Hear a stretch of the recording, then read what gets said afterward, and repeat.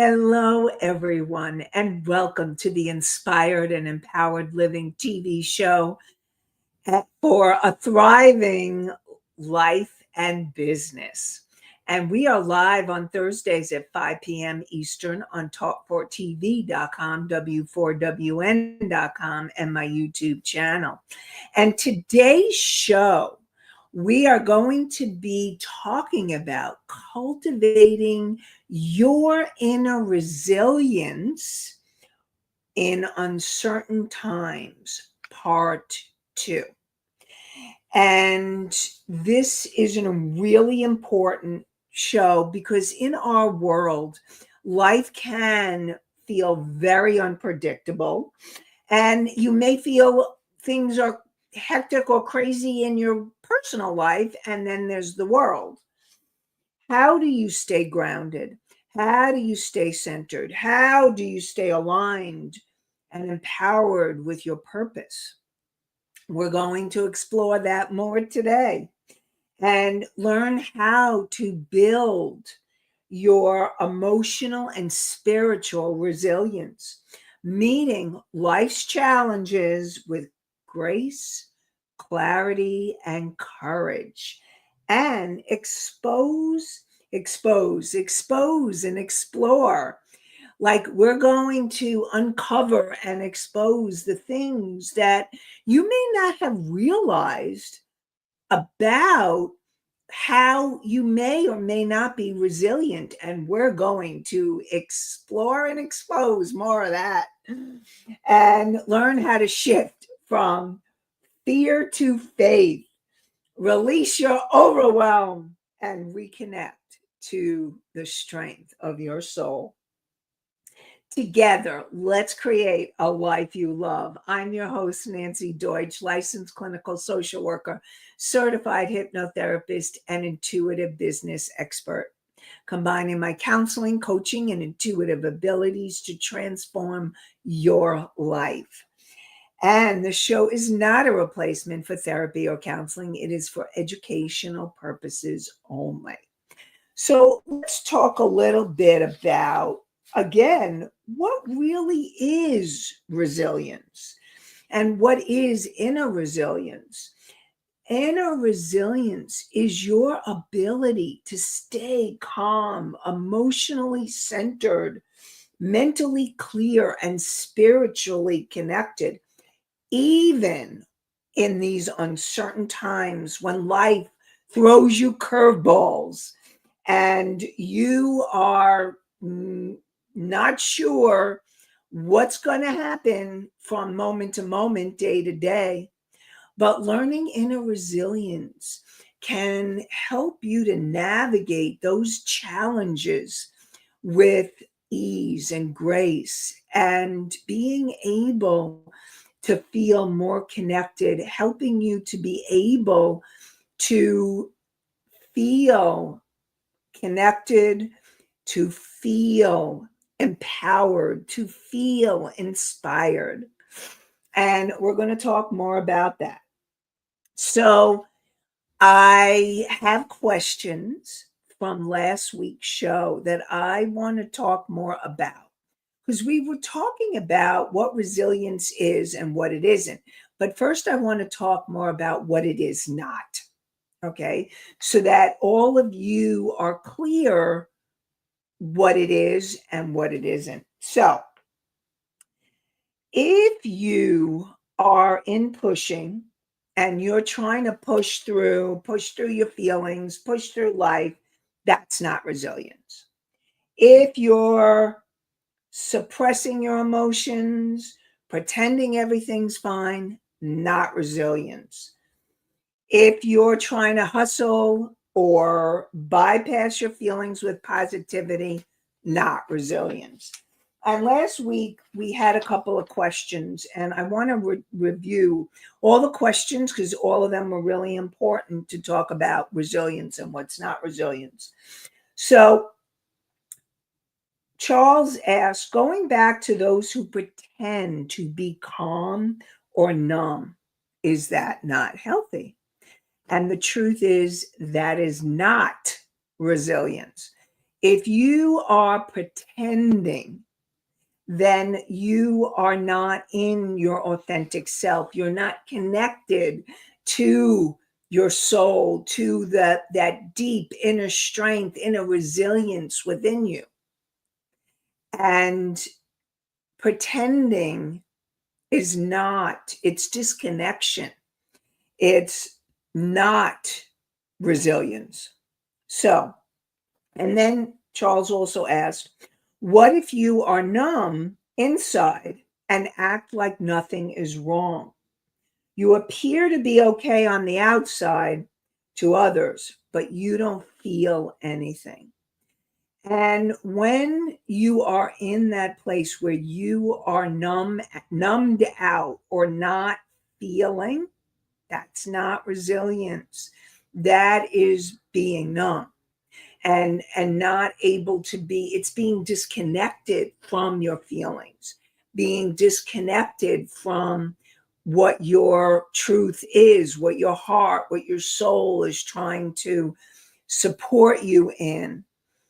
And what happens is when you feel, and this could be from overwhelm, when you go into overwhelm, or there's too many things happening at once, or too many feelings, or you've had trauma, I really believe that a lot of people went into post-traumatic stress disorder and had trauma reactions during COVID. And I feel that part of the craziness of our world has to do with people did not heal from all the things that were coming up for them.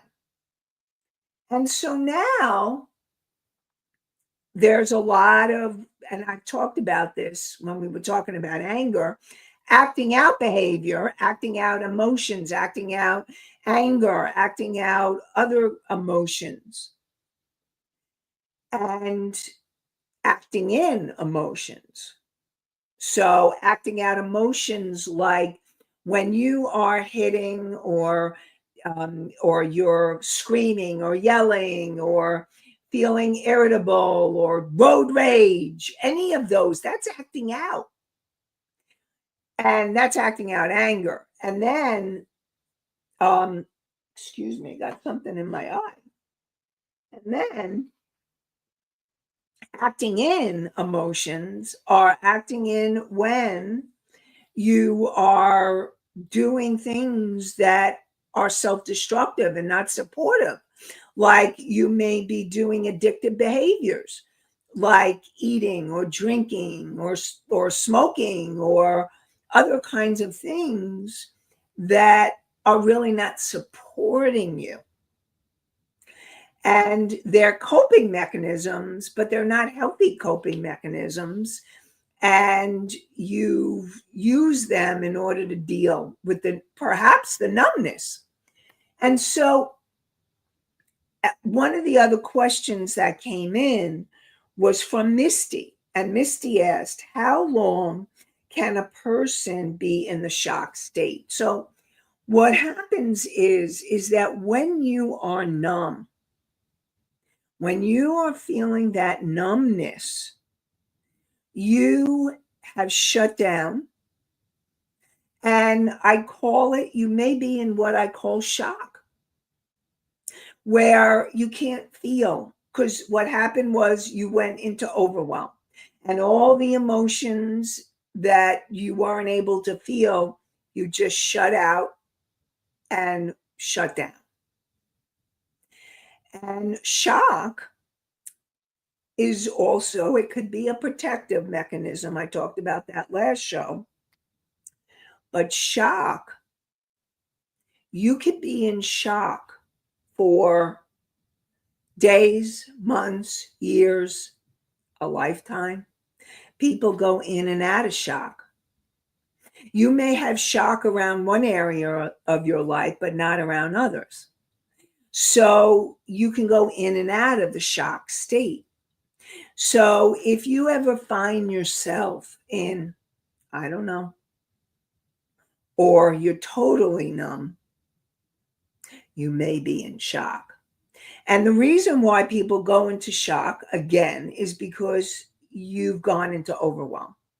You've gone into overwhelm, too many stimulation, too many emotions. And in order to survive and cope, you go into shock. So this is about learning. Hopefully you're learning new things that you didn't learn before so that perhaps you can recognize, oh, maybe I'm in shock. So definitely, if you have any other questions about anything that I've said, definitely put it into the chat. And so again, you can be in shock for years or a lifetime or days or months. So and I also want you to know as when you're grieving is one of the parts of the grief process. When a loved one dies, or when you've lost your job, or you break up, or your relationship breaks up, or you're having a health challenge and you need to grieve, you could be in shock. It could be denial, where you're not sure. In fact, the next question, we'll talk a little bit more about that shortly. So Anastasia asked, what if a person never reacted to a situation and just kept going like it did not faze them and won't talk about things? So someone who has done that, they may be in what we call denial. They're denying that the situation ever happened. They're denying that it's real. They don't want to deal with it. Or they could be in shock. And it's been the thought of dealing with that situation feels so overwhelming for them, they just shut down and go numb. So it depends. It may be one or the other, but more than likely, if someone is not dealing with a situation, then they're either in denial or shock. And all of those are what I call the ego defense mechanisms, which on a psychological level helps you to survive. But at some point, in order to be healthier and to be resilient and to have emotional intelligence, because resilience is really about having emotional intelligence. And it's being able to work through denial, work through shock, work through your emotions so that you're allowing yourself to feel. And one of my mottos is, in order to heal, you need to feel. So that's what you want to do. So I'm hoping that you are able to listen. Those of you who ask the questions, that you're able to listen, or you are listening, and that I answered the questions for you. So let's continue to talk about resilience. So I told you resilience is not, because if you go into a fear spiral, and I talked about this last week too, if you're in a fear spiral and you're going down the rabbit hole and you're going down round and round and round, not resilience. If you're in your head and you're in the what ifs, not resilience. If you try, and this is a big one for many people. So if you find yourself so busy, constantly busy, that you're do, go, you may not be wanting to feel what's really going on, because constant motion, constant busyness may be the way that you're dealing with trying to continue to keep going so you do not have to feel. That's what happens with workaholics. It's their work, work, work, work, so they don't have to feel, which is not resilience and not healthy. So that's all. If you feel burnt out or uninspired, or you're feeling disconnected spiritually, not resilience. If you find yourself second guessing everything, or you're having decision fatigue, imposter syndrome, not resilience.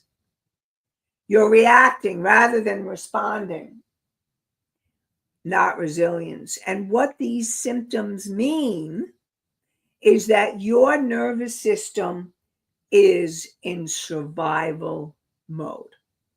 Now, I talked last week about the fight, flight, freeze, or fawn. And fight or flight, so when you are in that place of reaction and you're reacting to a situation, and that may be what you need to do in order to survive. And that's what happens, is our nervous system is instinctively going into that situation to survive. But what has happened is, over time, you end up totally, like, you end up being in chronic overload. And that chronic overload definitely shuts you down and is not resilience. And it's really important learning the coping skills to help you be more resilient so that you can cope. And inner resilience, again, and everybody listening, whether you're listening live or you're listening to the podcast or the YouTube at a later time, take a breath and breathe. And there was a skill that I taught on one of the past shows, and I'm going to teach it again because it's a way to help your nervous system calm down in minutes. And it's the 4-7-8 breath. So you breathe in for 4 and count to 4. You hold for 7. And then you let go for 8. And you breathe in for 4, hold for 7, and let go and count to 8. And one more time, take a deep breath in and count to 4, and hold for 7, and then count to 8 on the out breath. And that actually calms your nervous system. And that's what you want, to calm that nervous system. So I'm going to give you an example of resilience, inner resilience.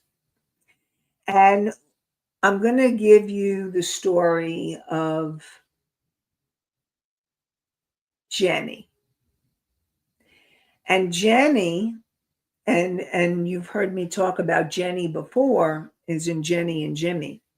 What happened with Jenny is Jimmy would go into the rage and Jenny would just shut down and freeze. And we got Mickey in the house. Hi, Mickey. All right. So Jenny would shut down, go into what we call freeze. And again, freeze. So you have fight, that's aggression mode, fighting. Flight is fear or running or hiding. Freeze is shutting down, when you get paralyzed. Like, have you ever had the experience where you want to say something to someone. Let's say they've been nasty or mean, or even like with Jimmy, he would be yelling, and she would want to say, "Stop, shut up, leave me alone," but she couldn't. She would totally go inward, and she would freeze and get paralyzed. That is freeze. And then fawn is when you people please. So very often people who were that they were the way that they survived trauma, especially in your family system, is you would people please. And so you were so busy people pleasing that you forgot about you. I also call that codependency, that you're so other focused that you don't even know who you are or what you want or what you feel. It's learning that. And Jenny would do that too because she was afraid of Jimmy. She was afraid. She didn't want to hear his rages. But the thing is no matter what Jenny did, it wasn't going to stop Jimmy because he was out of control with his rage. And so sometimes she would trigger him unconsciously, okay, subconsciously, unconsciously. And if you know I'm going to do my quick Psych 101 so we're all on the same page. Your conscious mind is the part of you that's conscious, aware, alert, making the decision, and choosing to be here. So thank you, conscious mind of yours. Your subconscious or unconscious mind is the part that is reacting, triggering, having emotional reactions, shutting down, going numb. All of those are part, fight, flight, freeze, and fawn are all part of the reactions from the subconscious, unconscious mind. And originally, it was a protection. I will get, hi, Annie. I will get to you shortly. And originally, it was a protection.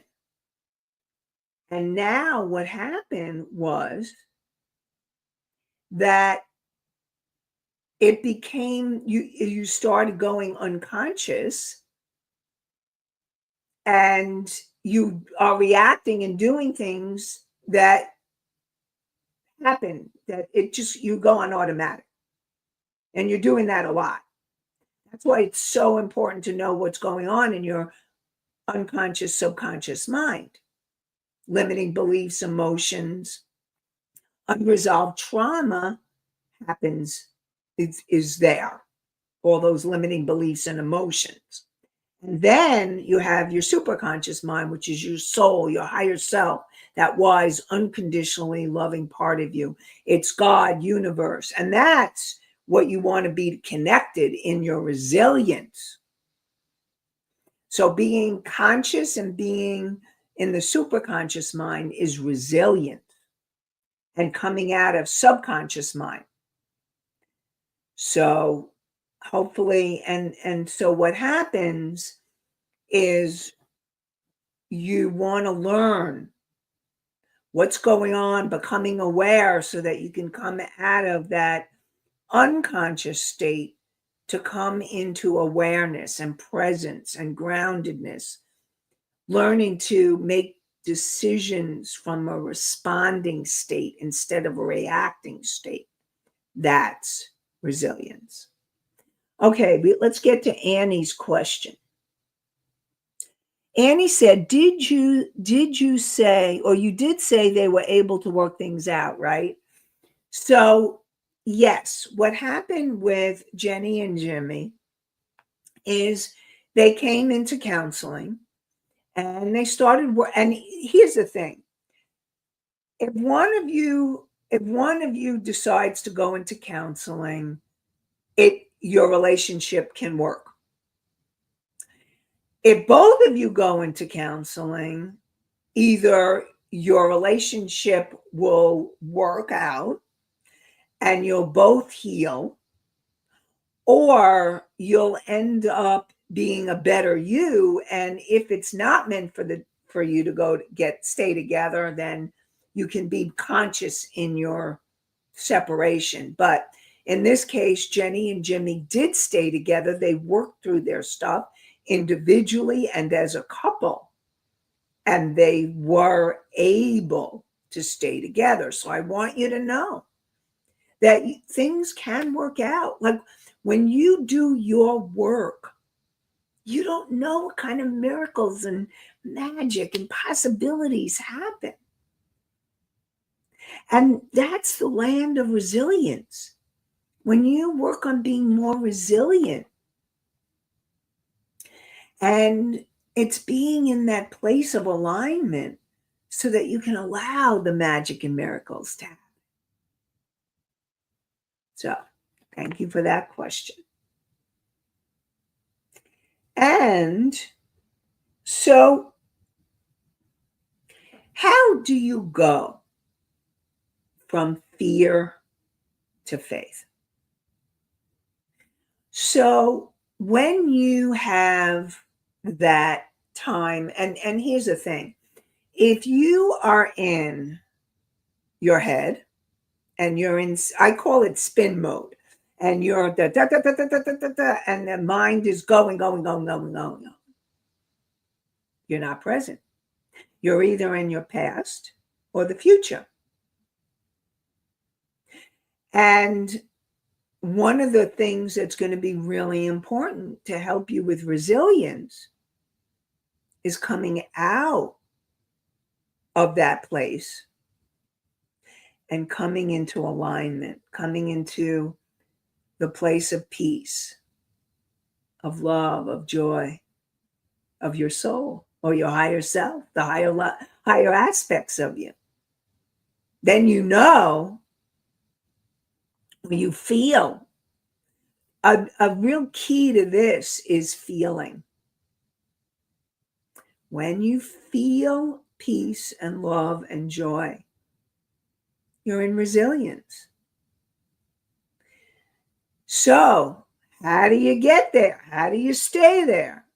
How do you go from that place of fear to the place of faith? So, I will be talking about that shortly.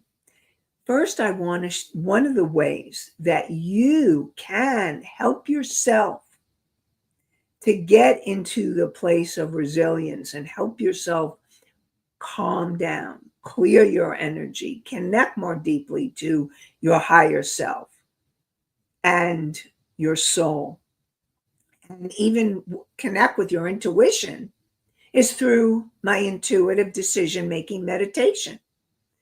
And you can go to inspiredandempoweredliving.com, the name of the show, inspiredandempoweredliving.com/meditation, meditation.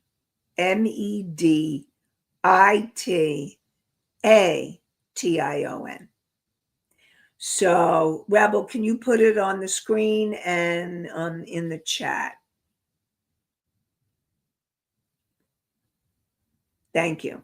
So, inspiredandempoweredliving.com/meditation, meditation.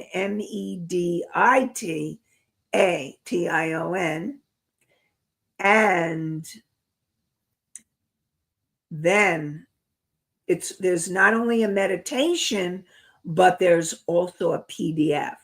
So if you want to read it and learn how to do it, you can do that as well. So I invite you to do that. So how do you shift from fear to faith? Well, the first thing is, okay, now when I was talking in the beginning about numbness and being numb, You need to recognize that perhaps that maybe you're in shock, that you're numb, that you've numbed out. If you're not feeling and you're just going through life, going through the emotions, something's going on.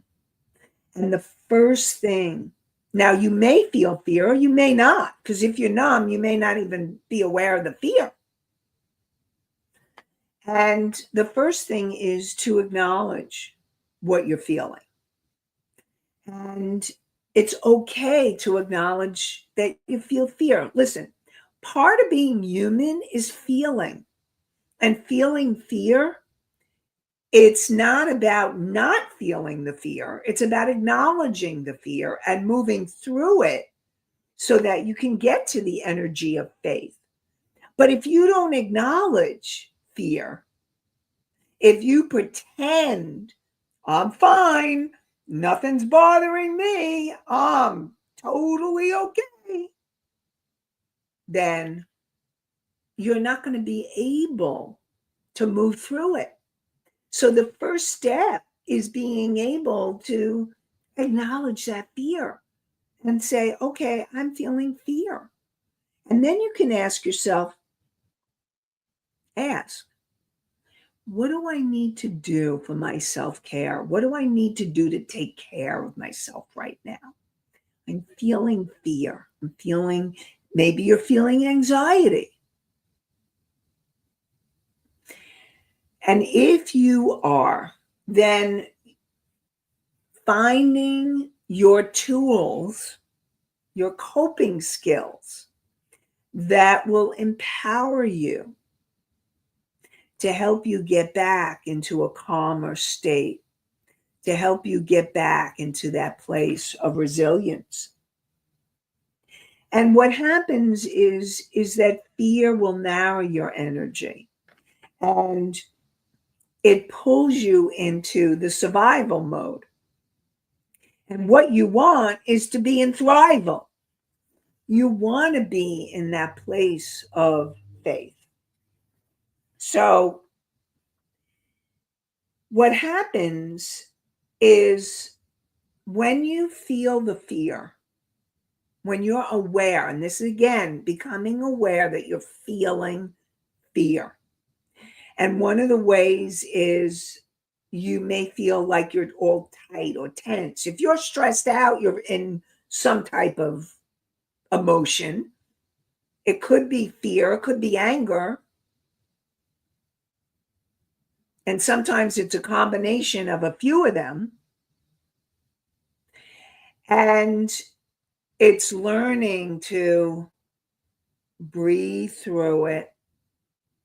Or we talked about exercising. I talked about the breath, the 4-7-8 breath. And you can use the 4-7-8 breath wherever you are.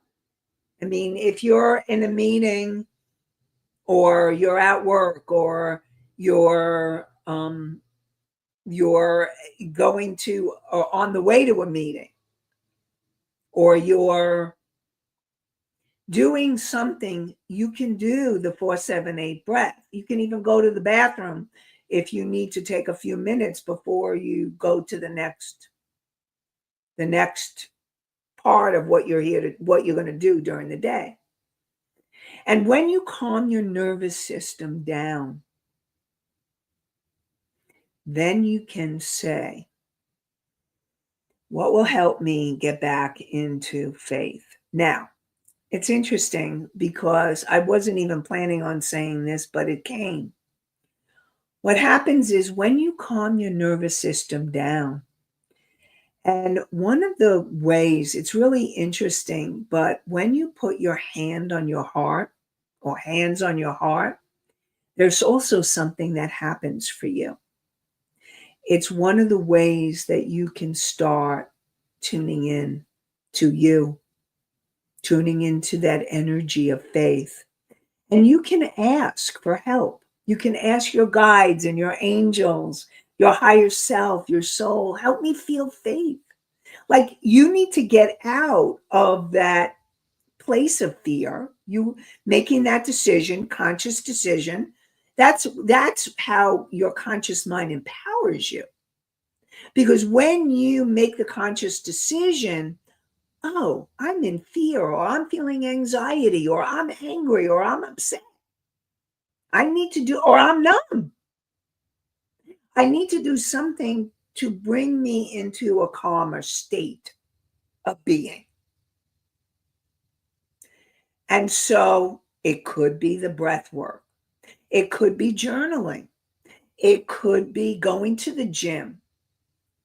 It could be, I just I just had a situation with a client, and we were talking, and she was feeling really stressed out. And all of a sudden, I got a vision that she needed to do the punching bag. I saw the bag and I saw her punching it with like boxing gloves. And she said to me, "Did you know I used to box?" And I said, "No, I didn't know that." And so what ended up happening is that would be so if maybe you need to go to the gym and let off steam somewhere. It's about doing this. Remember, I'm always talking about letting go of the emotions so that you are not hurting yourself, someone else, or the environment. So punching a punching bag. How many of you remember bozos, or the child one that you punch when you were a kid, or punching a pillow?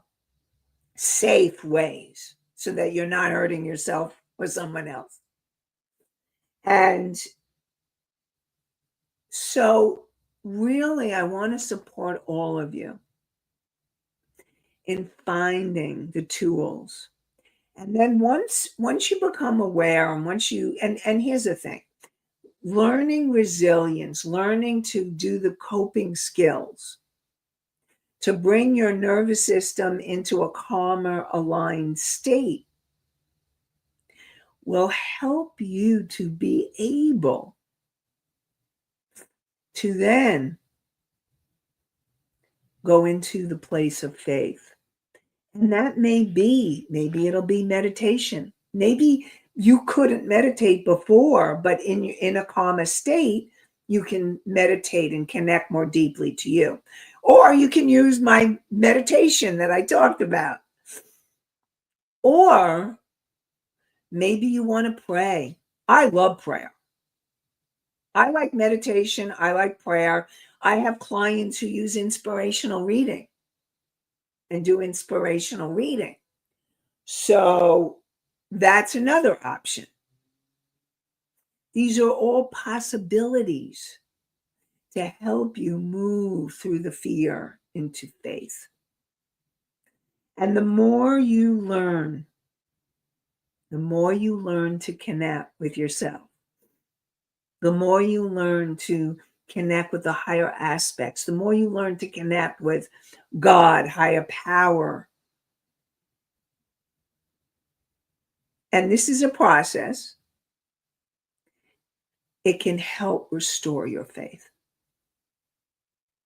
It could help you bring you back into that place that you've been longing for. And I want you to know that peace is possible, faith is possible, all of it, and that you deserve it. And it's your time. Annie says, it sounds like it's worth looking into. Yes, Annie, definitely. Calming yourself down so that you can then find your tools. So you want to find your tools to calm yourself down, to cope, so that you can become more resilient and then move into that faith process. And we are going to continue to talk more about resilience next week, because it's such an important topic in these times. It's an important topic all the time. Resilience is a skill that you can learn. And I really want to support you all in learning it because it's a life changing skill. Mickey says, we are building a toolbox here. I love it, Mickey. Yes. That's what I want for all of you. You're building the toolbox here. Exactly. Thank you. So, to be continued next week. So, stay tuned for more inspired and empowered living for thriving life and business. And we are live on Thursdays at 5 p.m. Eastern on talk4tv.com, w4wn.com, my YouTube channel. And you can also hear the podcast on iHeartRadio, Spotify, Pandora, Apple, Amazon, and many more. And I wish you all an inspired and empowered day or evening, and inspired and empowered week. Have a great one, everybody. Bye for now.